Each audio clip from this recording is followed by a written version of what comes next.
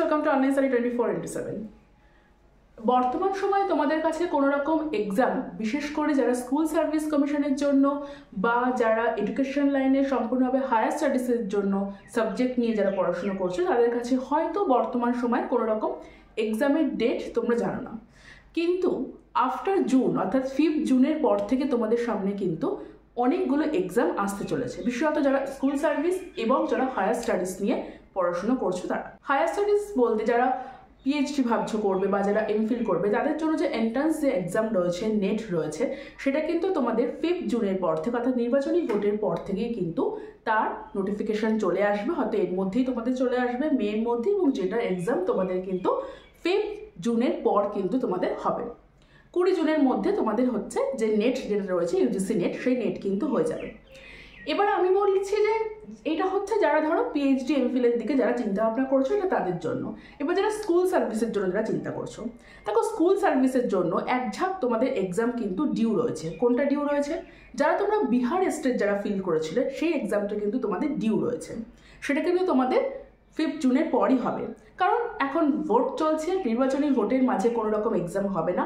Commission বলে দেওয়া সত্ত্বেও হয়তো এক্সাম নেওয়া হবে না, কারণ ইউপিএসসি আমরা দেখেছি তাদের এক্সাম ডেট কিন্তু পিছিয়ে দিয়েছে। তো সেক্ষেত্রে বিহার স্টেটও কোনো রকম এক্সাম ডেট দেননি, এতদিনে যখন তারা দেননি, তাহলে এটাই ধরে নেওয়া হচ্ছে যে 5 জুনের পরই তারা এক্সাম ডেটটা দেবে। অর্থাৎ তারা হয়তো মেতেই হয়তো এক্সাম ডেটটা তারা জানিয়ে দেবে। এক্সাম হয়তো তোমাদের 5 জুনের পরই হয়তো তোমাদের নেওয়া হবে। আরেকটি যেটা এক্সাম তোমাদের ডিউ রয়েছে যারা স্কুল সার্ভিস নিয়ে চিন্তাভাবনা করছো, সেটা হচ্ছে ডাব্লিউপিএসসি। ডাব্লিউপিএসসি কলকাতা গেজেটে আমরা দেখতে পেয়েছি, তারা খুব স্পষ্টভাবে জানিয়ে দিয়েছিল 9 to 12 জন্য তারা কিন্তু টিচার রিক্রুটমেন্ট তারা করবেন, এবং তার নোটিফিকেশন তারা খুব শীঘ্রই দেবে। তারা হেডমাস্টারের নোটিফিকেশনটা তারা দিয়ে দিয়েছিল যে 5 এপ্রিল, সেটা তারা দিতে পারেনি, সেটা তারা জানিয়ে দিয়েছে।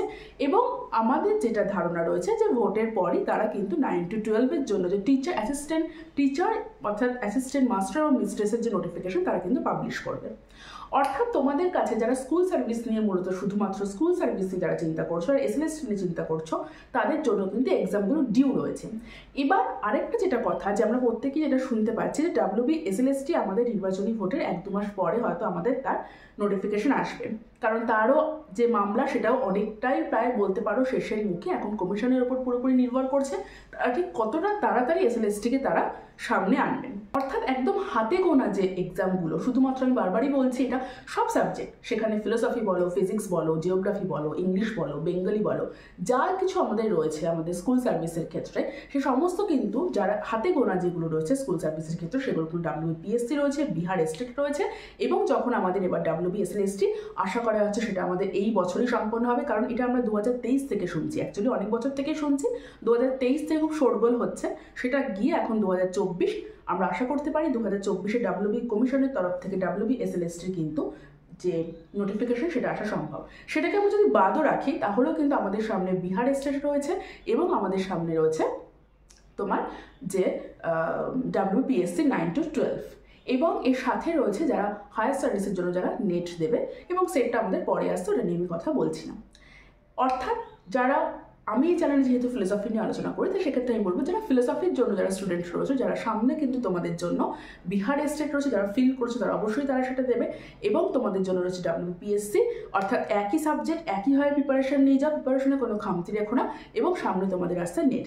এবার ফিলোসফির ক্ষেত্রে আমি একটা কথা সবসময় তোমাদের কাছে বলে থাকি, যেহেতু ফিলোসফির ক্ষেত্রে কি হয় যে এখানে আমাদের জব অপরচুনিটি অনেকটাই কম। তোমরা প্রত্যেকেই জানো ফিলোসফি সাবজেক্টের জব অপরচুনিটি অনেকটাই কম সেখানে অন্য সব সাবজেক্টের তুলনায়। তো সেক্ষেত্রে আমি এটাই বলবো যে ফিলোসফির ক্ষেত্রে যারা স্কুল সার্ভিস দিচ্ছ অবশ্যই দাও, সাথে তারা নেট এবং সেট সবটাই দাও, কারণ আমাদের জব অপরচুনিটিটা কম। অনেক স্কুল আছে যেখানে কিন্তু ফিলোসফি সাবজেক্টটা নেই, এটা একটু মাথায় রেখো। তাহলে সামনে জুনের ক্ষেত্রে আমি ক্লিয়ার করতে পারলাম যে যারা স্কুল সার্ভিস এবং হায়ার স্টাডিজের জন্য রয়েছে, শুধুমাত্র সাবজেক্ট বেস যারা রয়েছে, তাদের জন্য কিন্তু বেশ কিছু এক্সাম আসছে। নিজেদের সেইভাবে প্রস্তুত করো যাতে যখন এক্সাম ডেট দেবে সেক্ষেত্রে তোমরা তোমাদের 100% যেন দিতে পারো। তোমাদের সঙ্গে দেখা হচ্ছে নেক্সট ভিডিওতে।